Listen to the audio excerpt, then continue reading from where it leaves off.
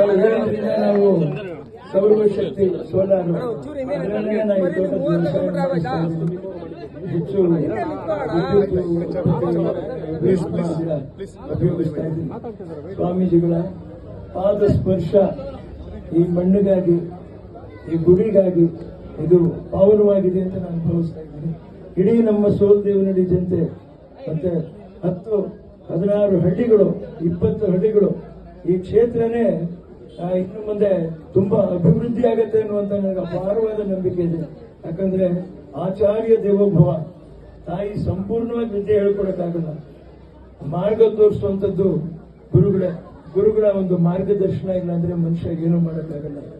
ಗುರುಗಳು ಅವರ ಅಮೂಲ್ಯವಾದ ಈ ಸಮಯವನ್ನ ಈ ತಬ್ಬಲಿ ಮಗನಿಗೋಸ್ಕರ ಬಂದು ನಾನು ಮಾಡಲೇಬೇಕು ಅಂತ ಭಾವನೆ ತುಂಬ ಬಂದು ಅವರು ನನಗೆ ಮಾಡಿರುವಂತ ಆಶೀರ್ವಾದ ನನ್ನ ಕೊನೆ ಉಸಿರುವರೆಗೂ ನಾನು ಮರೆಯಕ್ಕಾಗಲ್ಲ. ಹಿಂದೆಂದೂ ನಾನು ಚಿರುಗುಣಿಯಾಗಿದ್ದೀನಿ. ನಮಸ್ಕಾರ. ಜೈ ಶ್ರೀ ಗುರುದೇವ.